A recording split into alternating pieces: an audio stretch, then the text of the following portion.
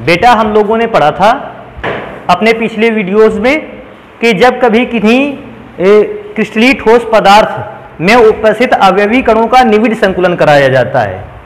अवयवी कणों का निविड़ संकुलन का मतलब ये अवयवी कण, अवयवी ठोस गोले जब एक दूसरे से जोड़ते हुए रखे जाते हैं तो एक दूसरे से जोड़ते हुए रखे जाने के बावजूद भी गोलों के मध्य या उन अवयवी कणों के मध्य कुछ रिक्त स्थान शेष रह जाता है। हम कितना भी गोलों को, अवयवी कणों को एक दूसरे से कनेक्ट करते हुए रखते रहें, लेकिन फिर भी उन अवयवी कणों के मध्य कोई ना कोई रिक्त स्थान छूट जाता है। अगर हम लोगों ने रिक्त स्थानों को पढ़ते हैं तो हमें रिक्त स्थान 3 प्रकार के मिले थे।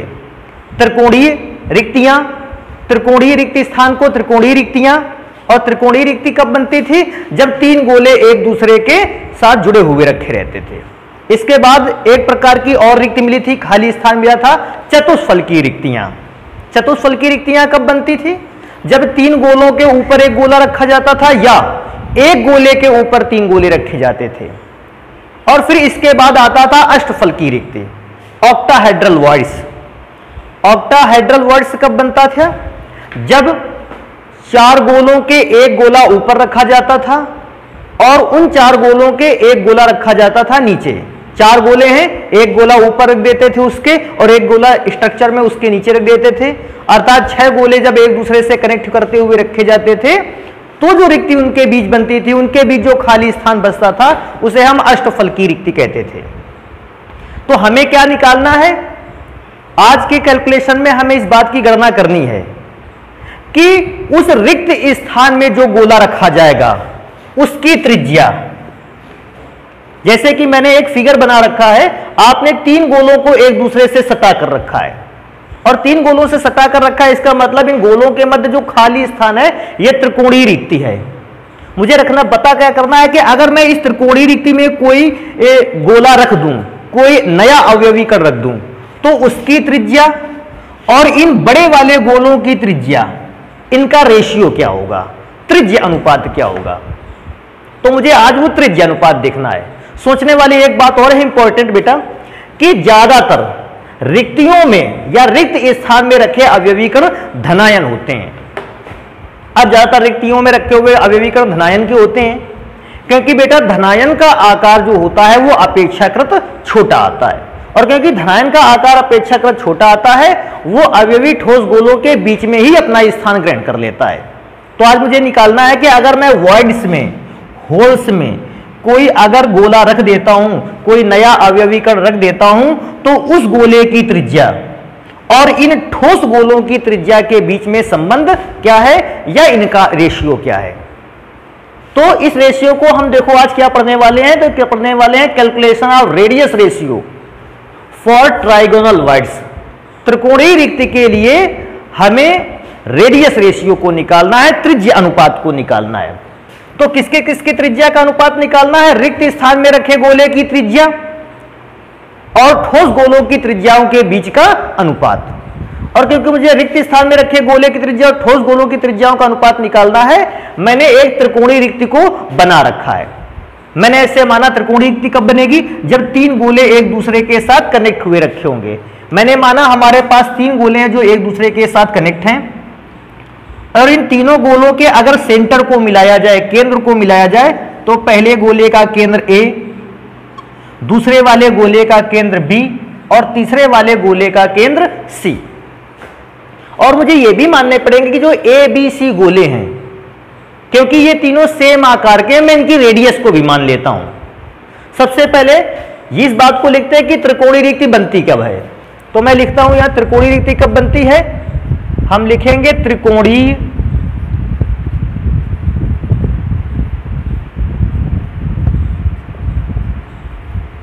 रिक्ति का निर्माण, रिक्ति का निर्माण तब होता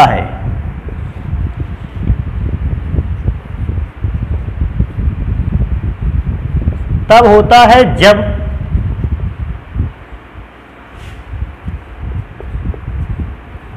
तीन अवयवी कण, या बेटा इनको ठोस गोले भी बोला जा सकता है, तीन अवयवी कण एक दूसरे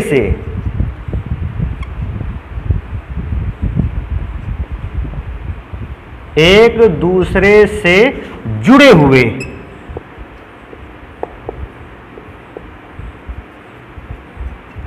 वे रखे जाते हैं।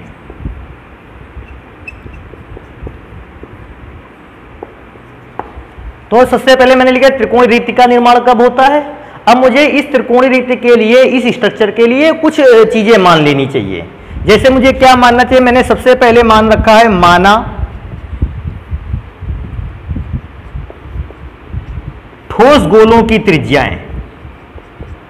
कौन से ठोस गोलों, जो आपको ये ठोस गोले दिख रहे हैं तीन, माना ठोस गोलों की त्रिज्या,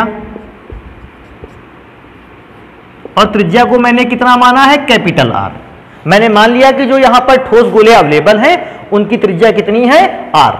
और बेटा अगर सोचने वाली बात है, अगर इन ठोस गोलों की त्रिज्या आर है, ये रेडियस भी आर, ये भी त्रिज्या है आर, यहां से यहां तक की दूरी आर, ये डिस्टेंस भी आर।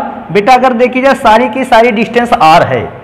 अगर मैं इन गोलों में से किसी, इन तीनों गोलों के केंद्रों को मिलाने पर बनी भुजाओं में से किसी भुजा की माप देखता हूं, चाहे वो ए बी भुजा की माप देख लें, चाहे भुजा ए बी की माप को देखा जाए, चाहे भुजा बी सी की माप को देखा जाए, और चाहे भुजा सी ए की माप को देखा जाए। ए बी, बी सी और सी ए, मैं तीनों अगर त्रिभुज की, इस त्रिभुज की तीनों भुजाओं की माप को देखता हूं, बेटा ये माप 2r के बराबर मिलती है। क्योंकि रेडियस को कैपिटल आर माना गया है, मैं कैपिटल आर लिखे देता हूं।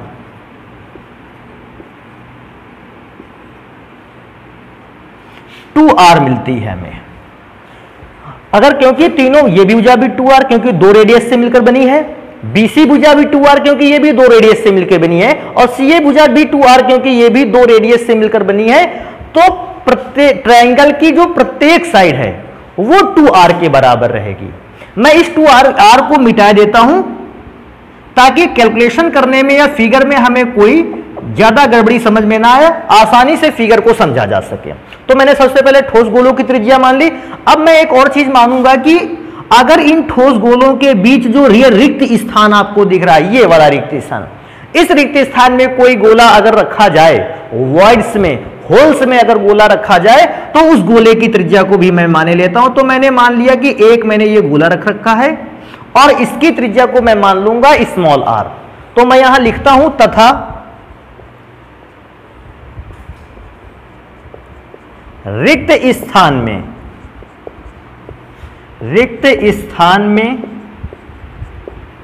रखे गोले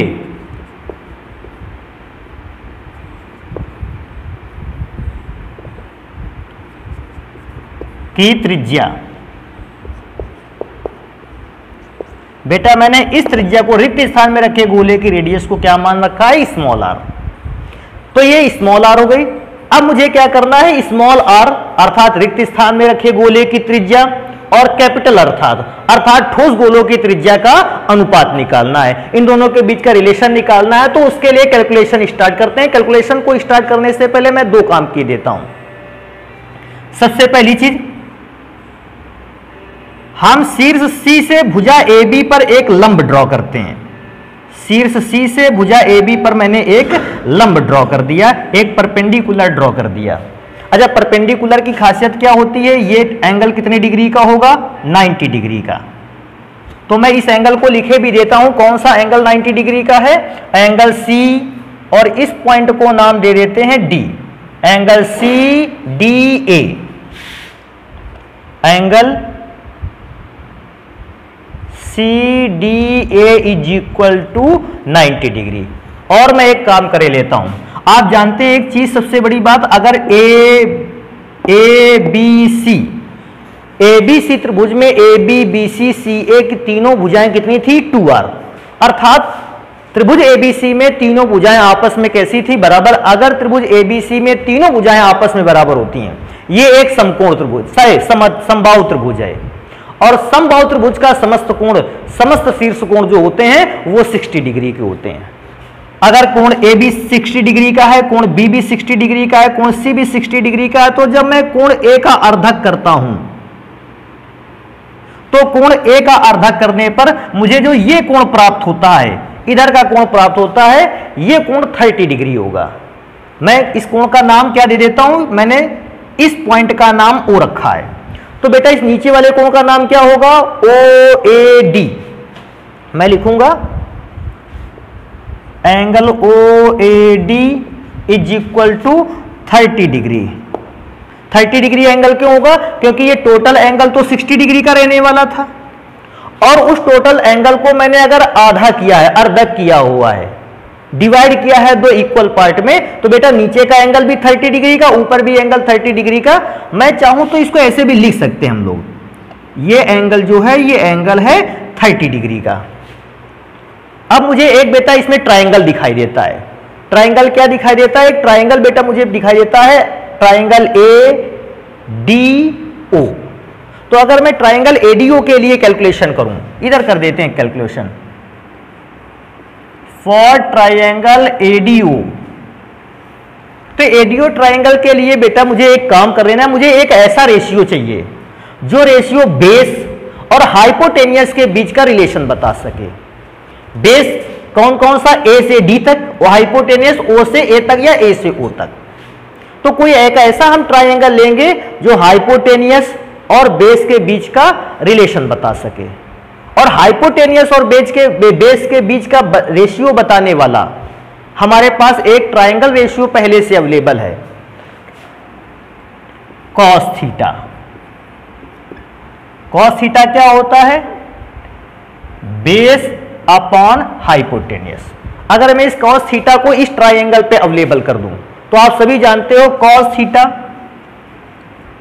थीटा का मतलब है एंगल, और इस ट्राइंगल में, कौन से ट्राइंगल में, ट्राइंगल एडीओ में, एडीओ में एंगल कितने डिग्री का है, 30 डिग्री का है बेटा। कॉस 30, बेस की अगर बात की जाए तो बेस बेटा है ए से डी तक, बेस है ए से डी तक। और अगर मैं हाइपोटेनियस को चेक करता हूं तो ये है ए से ओ तक या ओ से ए तक, तो मैं ए ओ लिख सकता हूं। cos 30 की वैल्यू देखते हैं, cos 30 की वैल्यू होती है √3/2, और √3/2। आगे मैं चलता हूं AD, ए से डी तक की डिस्टेंस आप ध्यान दो, अगर ए से डी तक की डिस्टेंस को आप चेक करो तो ए से डी तक की जो डिस्टेंस है वो सॉलिड स्फीयर की रेडियस है, और सॉलिड स्फीयर की रेडियस को हमने कहां से माना था, कैपिटल आर से, तो मैं कैपिटल आर लिख दूंगा। आगे चलते हैं, इसी चीज को और ध्यान देते हैं, लिखा है ए से ओ। बेटा ये इंपॉर्टेंट चीज है कि जब आप ए से ओ की डिस्टेंस लोगे, ये डिस्टेंस क्या होगी, ए से ओ तक की डिस्टेंस को लेने में सबसे पहले हमने किस किस रेडियस को पार किया है, मैंने ठोस गोले की रेडियस कैपिटल आर को पार किया है, प्लस मैंने वॉइड्स वाले गोले की भी त्रिज्या तो ली है। ए से ओ की डिस्टेंस जो है वो ठोस गोले की त्रिज्या और वॉइड्स रिक्त स्थान में रखे गोले की त्रिज्या के योगफल के बराबर है, तो मैं स्मॉल आर लिख देता हूं। बेटा इसको और सॉल्व करते हैं, थोड़ा सा नंबर्स को पलट लेते हैं। नंबर्स को पलटोगे तो आ जाएगा 2/√3। आगे इसको सॉल्व करेंगे बेटा तो ऊपर चला जाएगा r plus small R upon capital R. इसको थोड़ा सा और सॉल्व करते हैं बेटा, ऊपर 2, नीचे अगर मैं चेक करता हूं तो नीचे आता है √3, और √3 की वैल्यू हमें पता है 1.732। बेटा आगे चलते हैं, एक बार मैं कैपिटल आर के नीचे कैपिटल आर लिख लेता हूं, capital R upon capital are. एक बार मैं स्मॉल आर के नीचे कैपिटल, एक बार कैपिटल आर के नीचे एक आर कैपिटल आर, और एक बार स्मॉल आर के नीचे कैपिटल आर। मैं इसको सॉल्व करूंगा बेटा तो ये कैपिटल आर से कैपिटल आर कैंसिल हो जाएगा, बनेगा क्या 2/1.732 is equal to 1 plus small R upon capital R. अब इसमें से एक चीज आप देख रहे हो, small R upon capital R, small R upon capital R, इसी को तो त्रिज्य अनुपात कहते हैं। और आपने पढ़ा था कि इसमें से हमको small R upon capital R के ही कैलकुलेशन करना है, त्रिज्य अनुपात की ही गणना करनी है। तो बेटा एक काम करते हैं, सबसे पहले इसको डिवाइड करेंगे, और जब इसको डिवाइड करेंगे बेटा तो 1.732 से 2 को डिवाइड करने पर 1.5 5 के आसपास, अप्रोक्सीमेटली 1.55 के आसपास आंसर आएगा।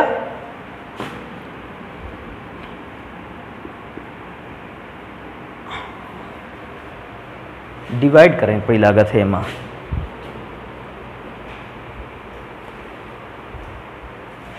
बेटा इसको डिवाइड करने पर 1.155 के आसपास आंसर आएगा। इधर +1 है, इधर आएगा -1 is equal to small r upon capital R। बेटा 1.155 में अगर 1 को माइनस करेंगे तो आएगा 0.155 is equal to small r upon capital R। और इस प्रकार से हम लोग त्रिज्य अनुपात की गणना कर लेंगे, जिसमें ऊपर जो रखी वैल्यू है ये रिक्त स्थान में रखे गोले की त्रिज्या है और जो नीचे है वो ठोस गोलों की त्रिज्या है।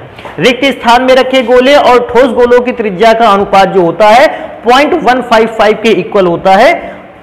इसकी सहायता से या इस गणना की सहायता से फॉर्मूले को थोड़ा सा चेंज भी कर सकते हैं। कैसा चेंज कर सकते हैं? अगर आपको पता हो त्रिकोणीय रिक्ति में ठोस गोले की त्रिज्या कितनी है, अगर आपको ठोस गोले की त्रिज्या पता है तो ठोस गोले की त्रिज्या की वैल्यू यहां पर रखकर आप रिक्त स्थान में रखे गोले की भी त्रिज्या को आसानी से ज्ञात कर सकते हो। बहुत आसान रहेगा। ठोस गोले की त्रिज्या जितनी भी है 10 पिकोमीटर, 100 पिकोमीटर, अगर 100 पिकोमीटर आती है तो मैं इस पे वैल्यू रख दूंगा 100, कैलकुलेशन होगा, मल्टीप्लाई होगा दोनों का और रिक्त स्थान में रखे गोले की सीमांत त्रिज्या निकल आएगी। तो बेटा ये त्रिकोणीय रिक्ति के लिए त्रिज्य अनुपात की गणना है। बेटा हम लोगों ने पढ़ा था केवल हमारे यहां गोलों की व्यवस्था में त्रिकोणीय रिक्ति थोड़ी होती है, हमारे यहां अष्टफलकी और चतुष्फलकी रिक्तियां भी पाई जाती हैं। और अष्टफलकी और चतुष्फलकी रिक्तियों में भी हमें इस बात को ज्ञात करना पड़ेगा कि उन रिक्तियों में रखे गोले की त्रिज्या और ठोस गोलों की त्रिज्या का अनुपात क्या होगा। तो बेटा ये त्रिकोणीय रिक्ति के लिए कैलकुलेशन हो गया। अब हम चलते हैं अष्टफलकी रिक्ति के लिए गणना करते हैं। तो बेटा इसको नोट कर लें, जल्दी से हम इसको मिटा देते हैं।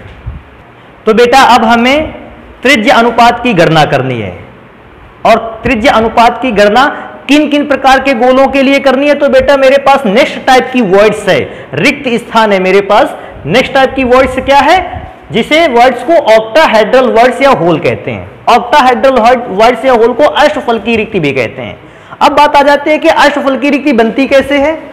बेटा अष्टफलकी रिक्ति का निर्माण तब होता है जब 4 ठोस गोलों के ऊपर एक गोला रखा हो। जैसे मेरे पास 4 ठोस गोले हैं और उन 4 ठोस गोलों के एक गोला ऊपर रखा हुआ है। 4 गोले हैं, एक गोला ऊपर रख दिया और एक गोला मैंने रख दिया उन 4 गोलों के कहां रख दिया, नीचे। तो अब इन 6 गोलों, कौन कौन से 6 गोले, 4 गोले तो सरफेस पर, एक गोला उन 4 गोलों के ऊपर, एक गोला 4 गोलों के नीचे। इन 6 गोलों के मध्य जो खाली स्थान होता है, रिक्त स्थान होता है, उस रिक्त स्थान को हम ऑक्टाहेड्रल वर्ड बोलते हैं या अष्टफलकी रिक्त स्थान बोलते हैं। अगर इस हिसाब से देखा जाए स्ट्रक्चर में 4 गोलों के ऊपर एक गोला नीचे, मैंने क्या किया है, मैंने स्ट्रक्चर को बनाने के लिए 4 गोले तो बनाए हैं, लेकिन ना मैंने इन 4 गोलों के ऊपर रखा गोला बनाया है और ना ही मैंने 4 गोलों के नीचे रखा हुआ गोला बनाया है। क्योंकि मैं अगर ऊपर रखा हुआ गोला बनाने लगूंगा तो ये रिक्त स्थान जो अभी आपको दिख रहा है ये ढक जाएगा, और जब रिक्त स्थान ढक जाएगा आप वर्ड्स की इंफॉर्मेशन को अच्छे ढंग से नहीं पढ़ पाओगे। तो वर्ड्स की इंफॉर्मेशन, रिक्त स्थान की इंफॉर्मेशन को अच्छे ढंग से स्टडी करने के लिए मैंने उन गोलों को हटा रखा है। बाकी अगर कभी बात आती है कि अष्टफलकी रिक्ति कैसे बनती है, आप बताओगे 4 गोलों के एक गोला 4 गोलों के नीचे रहेगा और एक गोला 4 गोलों के ऊपर रहेगा, अष्टफलकी रिक्ति का निर्माण करेगा। अब अगर मैं इस स्ट्रक्चर को देखता हूं जिनमें मैंने इन गोलों के नीचे और ऊपर वाला गोला नहीं बनाया है, रिक्त स्थान क्या है बेटा, ये स्थान रिक्त है। मैं क्या चेक करूंगा कि इस रिक्त स्थान में अगर मैं कोई गोला रख दूं तो उस गोले की त्रिज्या और ये जो 4 ठोस गोले बने हुए हैं इन गोलों की त्रिज्या के बीच में संबंध क्या होगा, वो रेडियस रेशियो निकालना है। तो सबसे पहले मुझे बताना अष्टफलकी रिक्ति कब बनी और फिर इसके बाद मैं गणना करता हूं। तो मैं क्या बताता हूं कि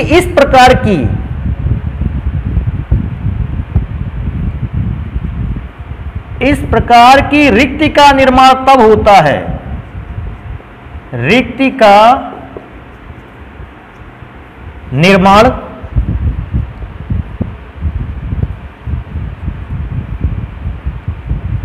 तब होता है जब 4 गोले एक दूसरे से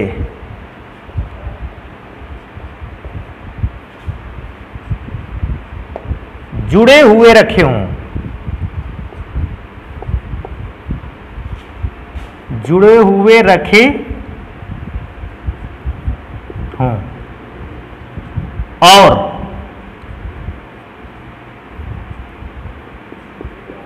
एक एक गोला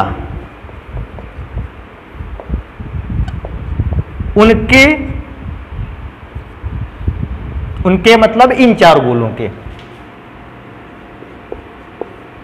ऊपर और नीचे व्यवस्थित हो,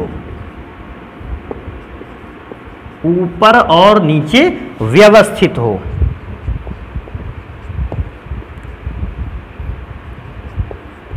तो बेटा इस प्रकार के स्ट्रक्चर तब बनता है, कैसे बनता है? जब 4 गोले हो, एक गोला उन गोलों के ऊपर रखा जाए, एक गोला उन गोलों के नीचे रखा जाए। अब मैं क्या काम करता हूं कि जितने भी 4 ठोस गोले हैं मैं इनकी सेंटर को मान लेता हूं A, B, C और D। और इस बात को भी अगर मैं चेक करता हूं कि centre A, B, C, D हैं, तो मुझे एक चीज और माननी पड़ी थी, आपको याद होगा पिछले प्रकार की रिक्ति के लिए मैंने इनकी रेडियस को कैपिटल R माना था। आज भी मैं रेडियस को कैपिटल R मानता हूं। मैं क्या मानता हूं? माना ठोस गोलों की त्रिज्या। तो बेटा ठोस गोलों की त्रिज्या को मैंने कितना माना था? Capital R। और मैं एक काम कर लेता हूं, मैं इसमें एक रिक्त स्थान पर भी गोला रखे देता हूं और मैं उस रिक्त स्थान में उपस्थित गोले की भी त्रिज्या को कुछ ना कुछ मान लेता हूं। तो मैं मानता हूं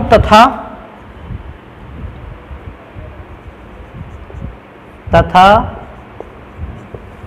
रिक्त स्थान में रखे गोले की त्रिज्या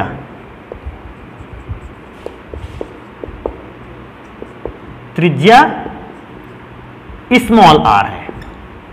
अभी बेटा एक सोचने वाली बात है, अगर ठोस गोलों की त्रिज्या r होगी, मैं इस रिक्त स्थान वाले गोले को थोड़ी देर के लिए भूल जाता हूं। मैं भी 4 ठोस गोलों की बात करता हूं। अगर इसकी भी रेडियस r है, ये भी रेडियस r है, ये सारी की सारी रेडियस, सॉरी मैंने ठोस गोलों की रेडियस को तो कैपिटल R से मान रखा है, तो इसमें लिए मैं सभी रेडियस को कैपिटल R बना देता हूं। आप सोचोगे इस बात को, अगर सारी की सारी रेडियस R है ठोस गोलों की, तो A से B तक की साइड अर्थात AB, B से C तक की डिस्टेंस BC, C से D तक की डिस्टेंस CD और D से A तक की डिस्टेंस DA। बेटा ये सारी की सारी डिस्टेंस 2R के इक्वल है। क्यों? जब A से B चले आपने 2 रेडियस को पार किया, डिस्टेंस 2R हो गई। आपने जब B से C की डिस्टेंस को तय किया, आपने 2 रेडियस को पार किया, 2R हो गई। सेम C से D और D से A के लिए, अर्थात सारी की सारी भुजाएं इस 4 भुजाओं वाली आकृति में AB, BC, CD और DA चारों भुजाएं आपस में बराबर हैं और किसके इक्वल है? 2R के इक्वल है। और आप समझते हैं इस बात को, जब चारों भुजाएं आपस में बराबर होती हैं, ऐसी सिचुएशन पर वर्ग का निर्माण होता है। तो बेटा मुझे एक ABCD क्या मिला है? स्क्वायर वर्ग मिला है, जिसमें से चारों भुजाएं आपस में बराबर हैं और किसके बराबर है? 2R के इक्वल है। अब मैं इस वर्ग को, अगर मैं इसको वर्ग मानता हूं, तो वर्ग मानने के बाद मैं एक और बात को चेक करता हूं। ऐसी सिचुएशन पे क्या चेक करता हूं कि एक काम और कर लेते हैं कि अगर मुझे ABCD वर्ग मिला है, तो मैं इस वर्ग की भुजा को भी कुछ ना कुछ मान लेता हूं। तो मैंने यहां माना है कि माना ABCD या माना वर्ग ABCD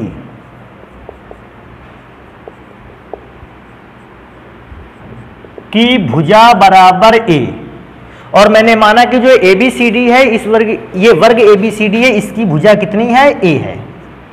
अगर भुजा A है तो मुझे एक और काम कर लेना चाहिए, मुझे इस वर्ग का में से कोई एक विकर्ण निकाल लेना चाहिए, चाहे मैं विकर्ण ए से सी के लिए निकालूं और चाहे विकर्ण मैं बी से डी के लिए निकालूं, कोई भी एक विकर्ण निकाल लेना चाहिए। तो मैं एक विकर्ण की गणना कर लेता हूं और वो विकर्ण कौन सा है, ए बी सी। आप सभी लोग जानते हो किसी भी वर्ग का विकर्ण, वर्ग का जो विकर्ण होता है वो विकर्ण वर्ग की भुजा का रूट 2 गुना होता है।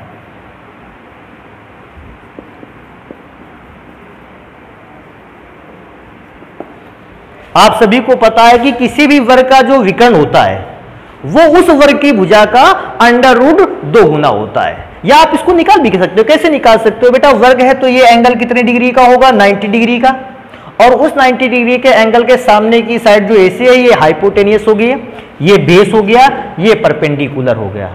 आप इससे भी आसानी से गणना कर सकते हो। और या फिर आपको सभी को पता होगा वर्ग का विकर्ण डायगोनल क्या होता है, अंडर रूट 2 इंटू ए। तो बेटा वर्ग का विकर्ण की अगर मैं बात करूं तो वर्ग का विकर्ण ए से कहां तक है, सी तक, रूट 2 मैंने लिख दिया है, और वर्ग की भुजा कहता है, और वर्ग की भुजा मैंने कितनी मान रखी है, ए, तो रूट 2a। अब सोचने वाली बात है बेटा, इंपॉर्टेंट चीज क्या है, इंपॉर्टेंट चीज, अब आपको कहां से कहां की डिस्टेंस निकालनी है, ए से सी, ए से सी। बेटा ध्यान से देखो, जब आप ए से सी तक पहुंचे आपने कितनी डिस्टेंस तय की, आप सबसे पहले ए से इस पॉइंट तक पहुंचे। ए से इस पॉइंट की डिस्टेंस को अगर मैं देखूं तो ये तो ठोस गोले की त्रिज्या है कैपिटल आर।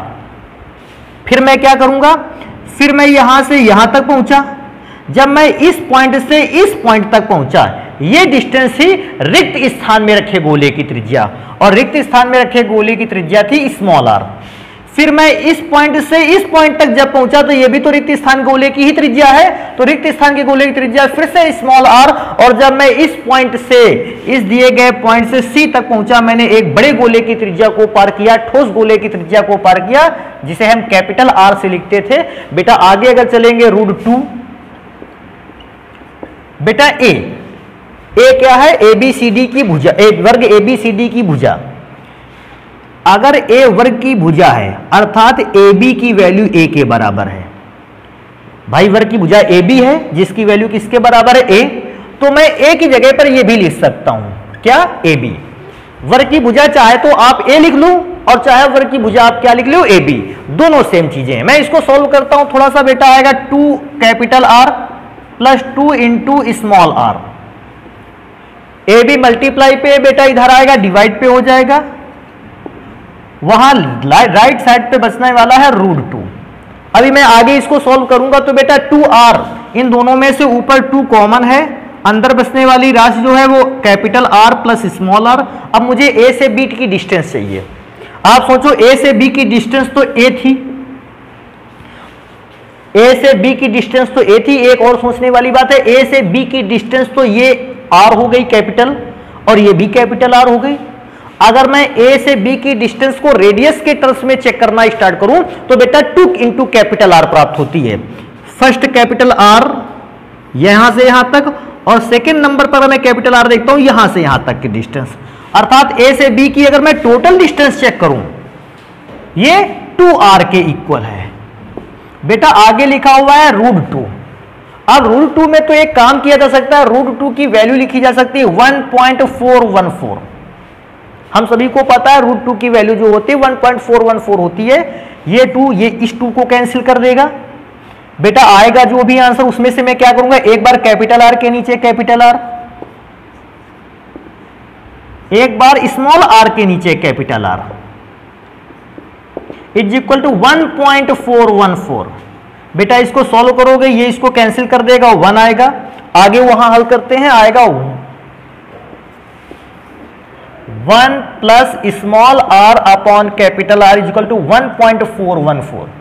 इसको बेटा और सॉल्व करेंगे, small R upon capital R is equal to 1.414 minus, ये प्लस का 1 है उधर जाएगा -1 होगा, then radius ratio is equal to, इसको माइनस करेंगे 0.414, ये रेडियस रेशियो आ जाएगा किस प्रकार की वर्ड्स के लिए, ऑक्टाहेड्रल वर्ड्स के लिए। ऑक्टाहेड्रल वॉइड्स के लिए। तो बेटा रेडियस रेशियो को आपको तैयार रखना है। ऑक्टाहेड्रल वॉइड्स के लिए रेडियस रेशियो क्या होता है? 0.414 होता है। इससे एक और काम किया जा सकता है, इसको ऐसे भी लिखा जा सकता है R is equal to 0.414 into capital R। अर्थात अगर कभी मुझे इन ठोस गोलों की त्रिज्याएं दी होगी और कहेगा अष्टफल की रिक्तियां बन रही है, तो ये बताओ कि रिक्त स्थान में जो गोला रखा गया उसकी त्रिज्या क्या होगी। तो मैं ठोस गोलों की त्रिज्याओं में मैं 0.414 का मल्टीप्लाई कर दूंगा, और जैसे मैं ठोस गोलों की त्रिज्या पे 0.414 का मल्टीप्लाई करूंगा, वो रिक्त स्थान में रखे गोले की त्रिज्या आपको प्राप्त हो जाएगी। तो बेटा ये रेडियस रेशियो किसके लिए हो गया? ऑक्टाहेड्रल वॉइड्स के लिए। तो बेटा आज हम अपने लिए कैलकुलेशन इतना ही रखेंगे। जो एक प्रकार की और मुझे वर्ड्स छूटी जाती है, टेट्राहेड्रल वर्ड्स। उस टेट्राहेड्रल वर्ड्स के लिए जो रेडियस रेशियो होगा या वर्ड्स में रखे गोले की रेडियस और सॉलिड गोले की रेडियस के बीच का रिलेशन होगा, इसे हम पढ़ेंगे नेक्स्ट वीडियो पर। तो नेक्स्ट वीडियो पर मिलते हैं। धन्यवाद।